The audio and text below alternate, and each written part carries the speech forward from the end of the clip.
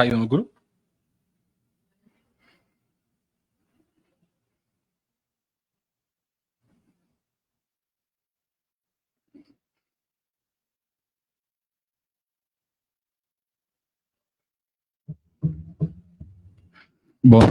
Boa noite. Esqueci que não pode mexer no microfone. Sejam bem-vindos, irmãos encarnados, irmãos desencarnados, irmãos de casa que vão acompanhar a live. Hoje, né, nós tivemos uma alteração essa semana. Então, hoje nós daremos continuidade ao estudo do livro Céu e o Inferno, ou a Justiça Divina segundo o Espiritismo. Ainda estamos na primeira parte, Doutrina, capítulo 10, Intervenção dos demônios nas manifestações modernas. Item 4. Perdão, gente, eu esqueci de fazer a abertura, tá? É porque eu sempre subo para cá e alguém fez a abertura. Então, vocês me desculpem, tá? Antes de fazer o estudo, vamos acalmar os nossos corações, os nossos pensamentos, agradecer por mais esta oportunidade de estarmos aqui hoje, reunidos, e vamos pedir a Deus, aos nossos mentores, discernimento, proteção, ajuda para aquele desafio pelo qual nós estamos passando, e por todos os nossos irmãos também, que necessitam de um auxílio. Pai nosso, que estais nos céus, santificado seja o vosso nome, venha a nós o vosso reino, seja feita a vossa vontade, assim na terra como no céu.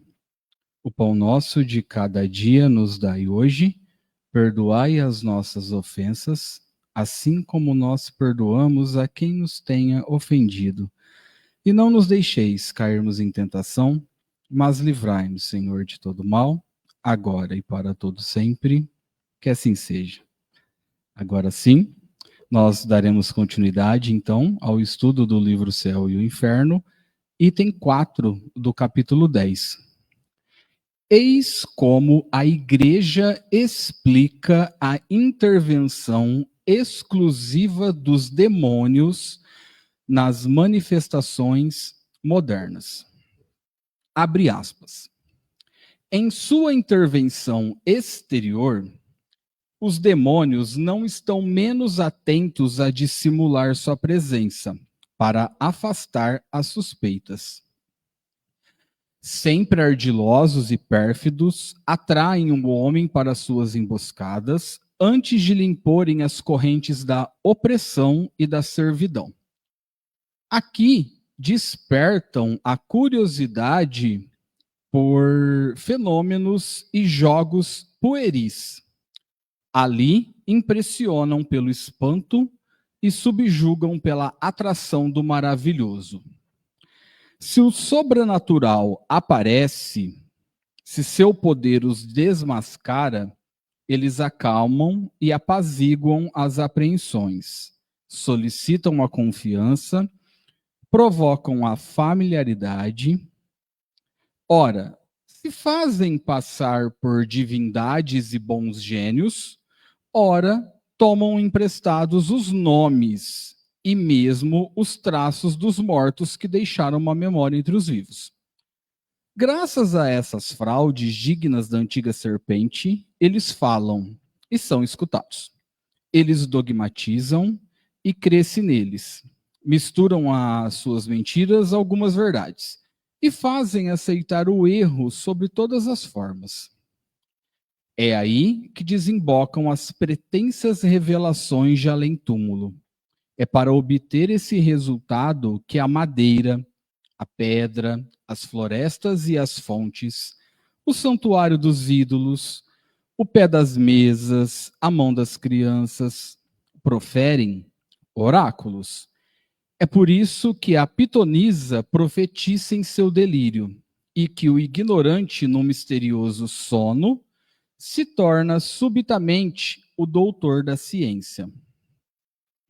Enganar e perverter, tal é, em toda parte e em todos os tempos, o objetivo final dessas estranhas manifestações. Bom, aqui a gente tem a seguinte explicação. A igreja, na época, antigamente, entendia que qualquer manifestação mediúnica, mesa girante, psicografia, vozes, visões, tudo isso era obra de demônio. Tudo isso era visto como obra do demônio. Então, de acordo com essa visão, os espíritos eles se disfarçavam de pessoas ou de entes queridos para enganar os vivos. Misturavam verdades e mentiras, seduzia o homem pelo maravilhoso e o conduzia à perdição moral. Então, era uma doutrina vista pelo medo e pela desconfiança. E o ser humano deveria evitar qualquer contato com o invisível, porque ele estaria correndo o risco de ser enganado, além de estar pecando. E aí, o Kardec incluiu essa citação, por isso que eu falei que estava entre aspas, para mostrar o contraste que existe entre o pensamento teológico e o pensamento espírita. Por quê? O espiritismo, como a gente sabe, ele não nega os maus espíritos, né? Ou, como nós chamamos de espíritos inferiores. Esses espíritos, eles não foram criados como demônios para o mal. A gente tem que enxergá-los como almas humanas imperfeitas. Estão presos à ignorância, às paixões, né? E a influência deles não é que é irresistível, ela manifesta onde vai encontrar sintonia. Nas fraquezas morais, por exemplo, né? Então, do mesmo modo, se a gente eleva o nosso pensamento, se a gente vibra alto, se a gente vibra amor, vibra paz, os espíritos bons vão se aproximar da gente. Então, é a questão da sintonia, do rádio, da frequência, né? Então, o espiritismo transforma essa ideia de demônio em algo em caráter educativo. É uma advertência para que a gente melhore, né, nossas vibrações, nossos pensamentos, e a gente não precisa ter medo. Nós não estamos desamparados, né? E aí, as vozes que nós escutamos dentro de nós, né, os nossos pensamentos, os nossos impulsos, as nossas intuições são questionadas nesse trecho. E ela é vista como algo ruim. Só que nem sempre o mal vai se apresentar dessa forma evidente, né? Ele pode se disfarçar de curioso, de orgulho, de vaidade, desejo de poder, né? Aquela voz que às vezes pode falar para a gente, vai lá, toma, é sua vez, dá a rasteira, você foi passado para trás, faz do mesmo jeito. Ou engana, você também foi enganado. Pega, todo mundo pega. A gente sempre está usando essas desculpas para fazer algo não tão legal ou algo ruim, né? Só que a gente tem o poder do discernimento, aquilo que o Tiago vem falando sobre inteligência e não é intuição, é inteligência e instinto. Nós temos a inteligência, nós temos o poder do discernimento. Então, através da prece, através da bondade, através da caridade, a gente vai conseguir cada vez mais perceber o que é luz e o que é sombra, né?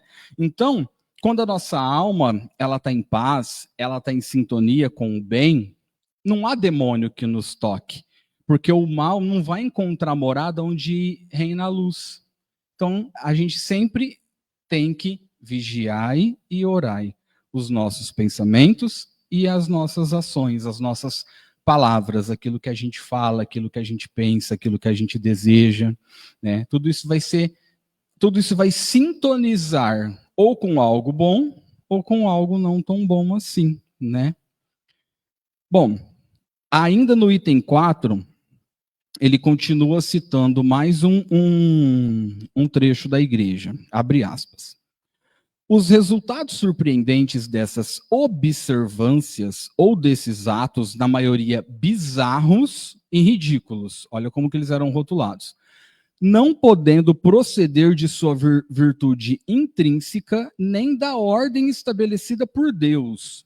Não se pode esperá-los a não ser do concurso das potências ocultas. Tais são, notadamente, os fenômenos extraordinários obtidos em nossos dias pelos procedimentos, em aparência inofensivos do magnetismo e o órgão inteligente das mesas falantes. Por meio dessas operações da magia moderna, vemos reproduzirem-se entre nós evocações e oráculos, consultas, curas e os prestígios que ilustraram os templos dos ídolos e os antros das sibilas. Como antigamente, comanda-se a madeira e a madeira obedece. Interroga-se e ela responde em todas as línguas sobre todas as questões. Fica-se na presença de seres invisíveis que usurpam os nomes dos mortos e cujas pretensas revelações são marcadas pelo cunho da contradição e da mentira. Formas ligeiras e sem consistência aparecem de repente e se mostram dotadas de força sobre-humana. Aqui a gente tem, né, nesse trecho, aprofundar a visão da igreja daquela época sobre os fenômenos espirituais modernos, né? Ela chama de fenômenos modernos de magnetismo. O magnetismo nada mais é do que o passe. Ele vem antes do passe espiritual. E as mesas girantes, que foram um dos primeiros fenômenos registrados aí, não podem vir de Deus, porque não estaria de acordo com a ordem divina conhecida, né? Então, como isso não pode ser explicado nem pela natureza e nem por Deus, isso era considerado de potências ocultas, como ele chama, ou seja, demônios. E aí, ele começa esse trecho a comparar o espiritismo com aquelas práticas do paganismo antiga, dos templos que tinham ídolos, os oráculos gregos, né? É como se o espiritismo estivesse repetindo o mesmo erro daquela época, né? Então, em outras palavras, qualquer fenômeno sobrenatural, espiritual, fora dos eclesiásticos, era condenado, ou era suspeito, era perigoso. E Kardec não traz esse trecho à toa para a gente, né? Ele quer que a gente perceba como que a igreja admite a realidade desses fenômenos, primeira coisa. Só que ela, por ignorância, né, sem compreender, acaba atribuindo como se fosse algo diabólico, sem qualquer análise racional. E aí Kardec, o espiritismo, traz para a gente um método científico, um método moral. Porque a comparação, a observação, né? E a gente começa a entender que esses fenômenos, eles são inteligentes, né? Às vezes não são fenômenos maus. E a variação dessas manifestações, ela acontece de acordo com a moral dos espíritos. Simplesmente isso, né? Exatamente como existe com a gente. Há homens bons e homens ruins. Há irmãos desencarnados bons e há irmãos desencarnados que ainda não evoluíram, são inferiores, são ignorantes. Então, não tem nada de diabólico, né? O que vai importar é a intenção. Porque tanta gente vai à igreja, seja ela católica, seja ela evangélica, ou qualquer outra religião, e não carrega dentro do coração um ato de bondade, um ato de caridade. Mas está ali, sentado, frequentando, e muitas vezes apontando. Inclusive a gente que vem aqui, por exemplo, ou outros irmãos que vão em outras casas, né? Então, assim, não é dessa forma, por ignorância, né? Então, olha como o medo E o preconceito afasta a gente do conhecimento, por exemplo.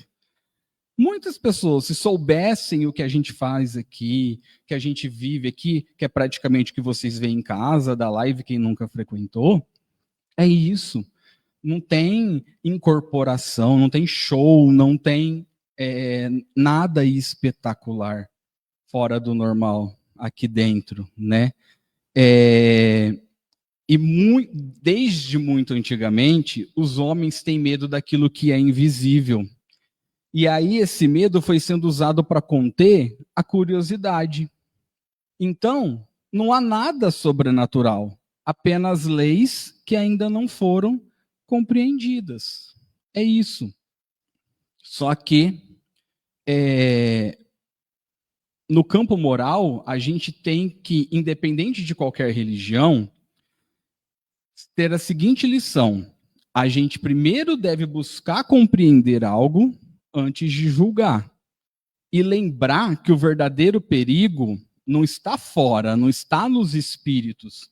É aquilo que eu falei, está dentro de nós, está dentro de cada um de nós. Dentro daquilo que a gente pensa, daquilo que a gente deseja para o outro, das escolhas que a gente faz na nossa vida, independente de qualquer religião. Hoje eu li uma frase, né? A gente encontra muita coisa na internet, e a gente nunca sabe se a autoria é verdadeira ou não, e eu também acabei não procurando pesquisar, que dizia assim, dizia que é uma frase do Chico Xavier: quem tem amor no coração não precisa de religião. Quem pratica o amor não precisa de religião. E é isso, né? A gente, em qualquer religião, em qualquer coisa que a gente faça, antes de seguir uma religião, a gente tem que ter amor um pelo outro, né? E é isso. Bom, seguindo, ainda com outras citações que Kardec traz para a gente. Quais são os agentes secretos desses fenômenos? E os verdadeiros atores dessas cenas inexplicáveis? Olha aqui o que ele diz. Os anjos não aceitariam esses papéis indignos e não se prestariam a todos os caprichos de uma vã curiosidade.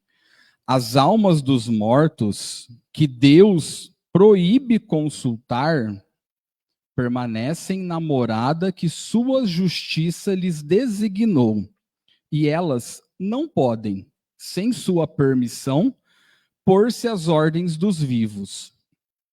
Os seres misteriosos que acorrem assim ao primeiro apelo do herético e do ímpio, como do fiel, do crime como da inocência, não são nem os enviados de Deus, nem os apóstolos da verdade e da salvação, mas os sequazes do erro e do inferno.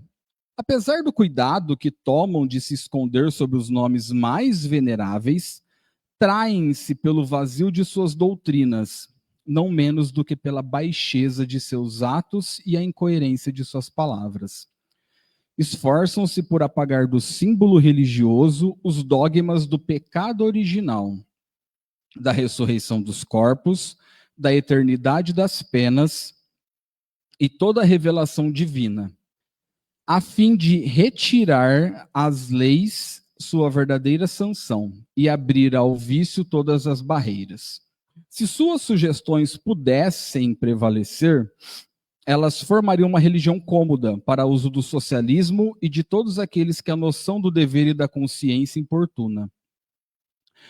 A incredulidade de nosso século preparou-lhes o caminho. Possam as sociedades cristãs, por um retorno sincero à fé católica, escapar ao perigo desta nova e temível invasão. Aí aqui ele coloca uma nota. As citações deste capítulo são tiradas da mesma pastoral que as do capítulo precedente, do qual são a sequência e tem a mesma autoridade.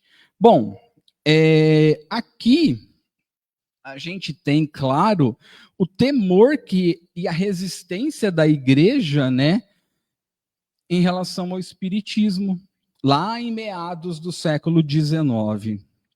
A igreja, né, acaba falando sem explicação nenhuma que os anjos não poderiam participar desses fenômenos, não é digno de um ser angelical. E as almas dos mortos jamais poderiam se manifestar, porque Deus proíbe esse contato, né? E se o fazem, é sem permissão divina. Então, se as almas se manifestam, elas vêm de onde? De espíritos malignos, né? E esses espíritos, eles tentam destruir os dogmas cristãos. E aí trazem o chamado pecado original.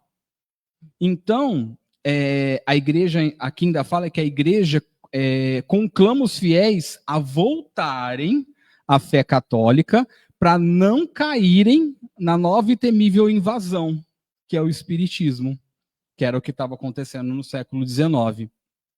Então, a gente tem uma visão que o espiritismo era visto como uma ameaça às bases religiosas e morais da sociedade.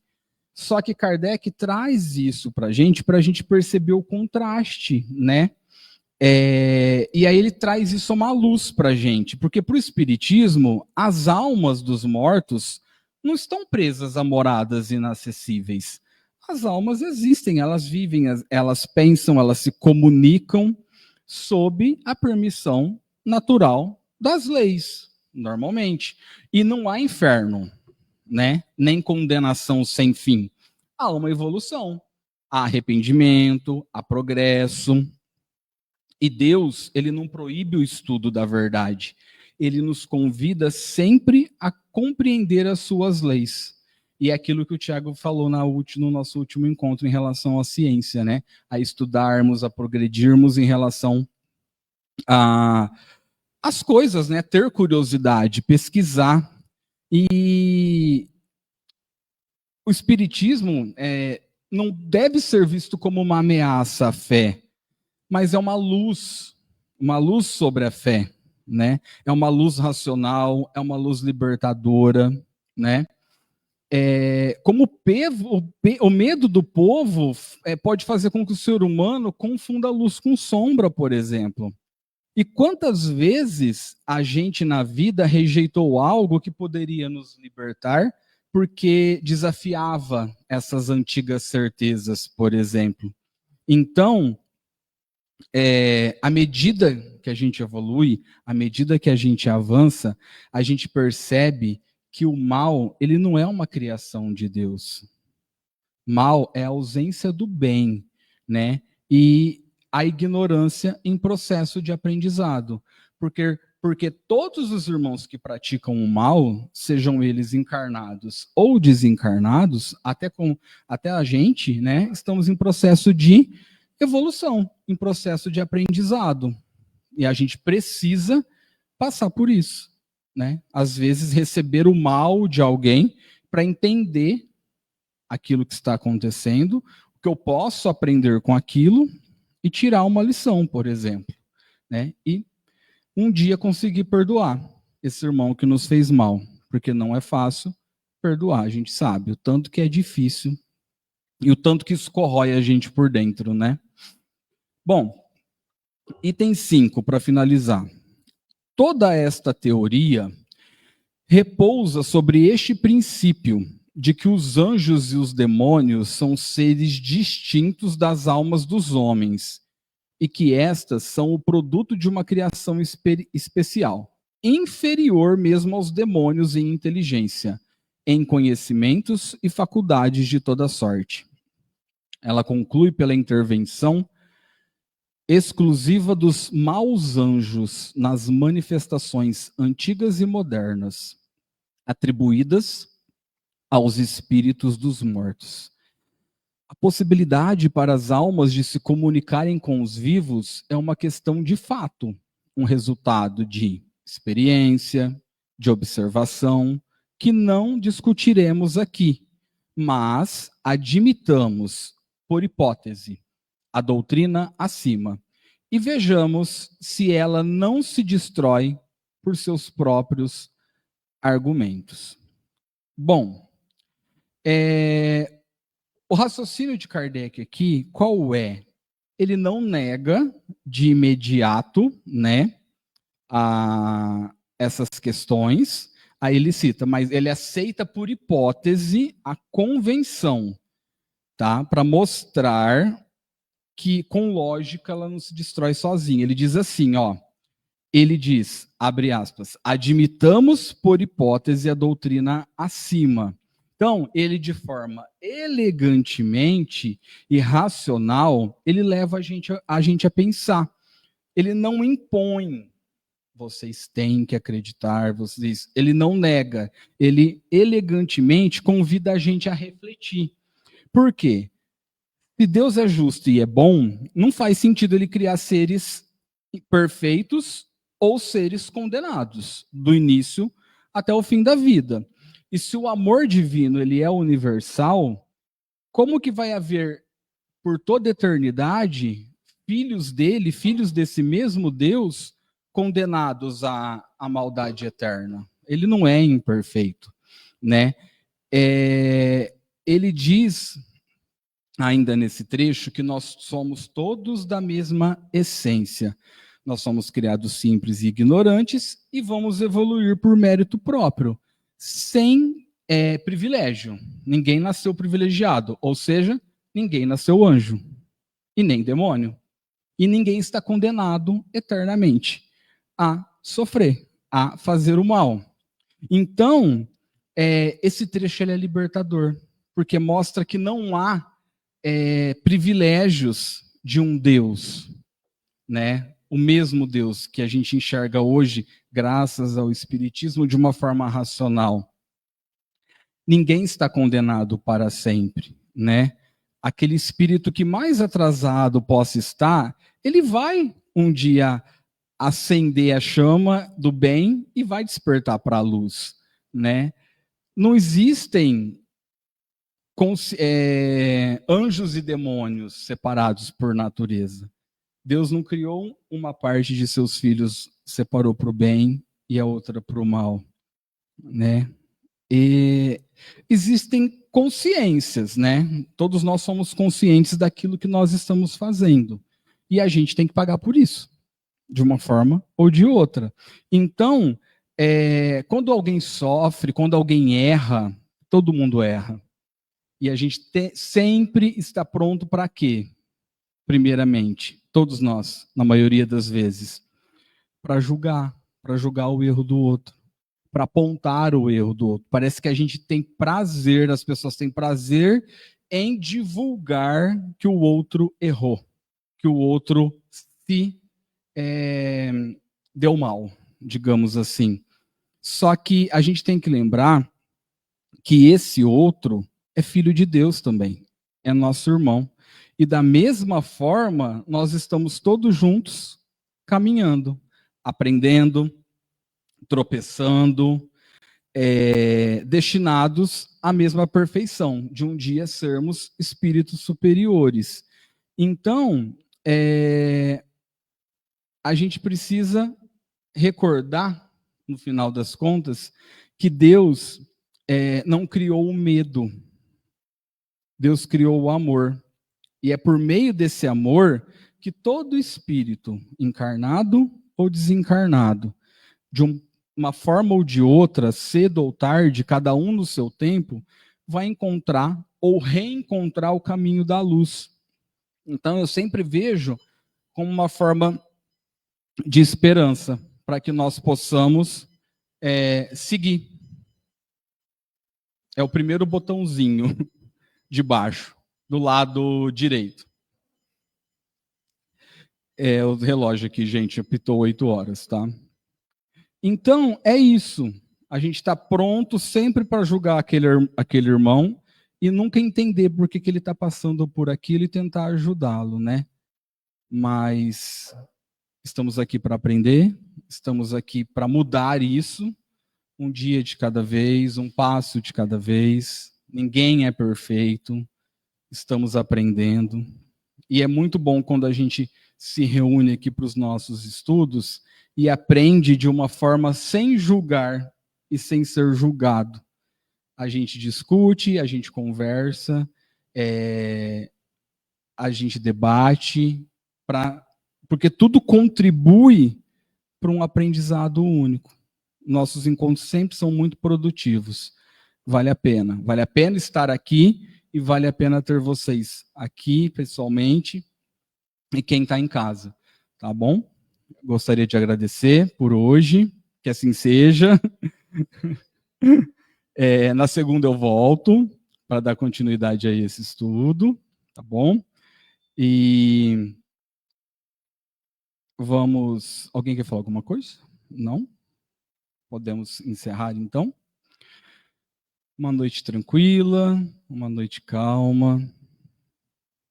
Viu, Éder, viu, Tiago? Sem vocês a gente deu conta de continuar o trabalho que vocês estão à frente. É um prazer estar aqui. Obrigado pela oportunidade. E não só eu que estou aqui, tá, gente? Tem muito mais gente aqui ajudando ao nosso trabalho. Eu vou agradecer. Tenho só quem deu boa noite. Você e o Marcelo, a Lu e o Marcelo, que estão na live e estão aqui conosco. Boa noite, Ronilda. Boa noite, Rosângela. Boa noite, Marta Adão. Boa noite, Ana Lúcia. Cris Adão, Sueli Guidete e Cíntia Campos. Ficou alguém? Bom, e boa noite e agradecimento àqueles que ainda vão assistir a live numa nova oportunidade. Lembrem-se de se inscrever no nosso canal do YouTube. Tá? Precisamos de 50 inscritos para a gente poder transmitir a live direto do YouTube, a gente precisa de 50 inscritos. Obrigado, Marcelo. Marcelo está me parabenizando pelos estudos de hoje. Marcelo e a Lu são presenças confirmadas, carimbadas aqui toda segunda, quarta e sexta, ajudando a gente com esse trabalho. Muito obrigado. Então, para finalizar, agradecer, fechar os nossos olhos novamente. A semana está se encerrando e com ela mais dias de aprendizado, né? Nos nossos trabalhos. Agradecer pelo trabalho que cada um tem. Agradecer pela comida, agradecer pelo conforto dos nossos lares e pedir a Deus que dê um amparo àqueles que ainda procuram, né? Sentem falta disso, que não podem desfrutar de seu alimento todos os dias, de sua casa, do conforto do seu lar. Aqueles que ainda estão, né? Inferiores, digamos assim, praticando o mal, ou fazendo alguma coisa de errado com outro irmão também, que ele seja amparado, que ele possa ser amparado e um dia perceba, né, que todos nós estamos juntos por um motivo e seguiremos juntos em aprendizado, que um dia nós saibamos confortar o outro cada vez mais e ajudar o próximo a praticar o bem e o perdão. Pai nosso, que estais nos céus, santificado seja o vosso nome, venha a nós o vosso reino, seja feita a vossa vontade, assim na terra como no céu. O pão nosso de cada dia nos dai hoje, perdoai as nossas ofensas, assim como nós perdoamos a quem nos tem ofendido, e não nos deixeis cairmos em tentação, mas livrai-nos, Senhor, de todo o mal, agora e para todo sempre, que assim seja. Que assim seja, até segunda-feira, com a continuidade do estudo do livro O Céu e o Inferno.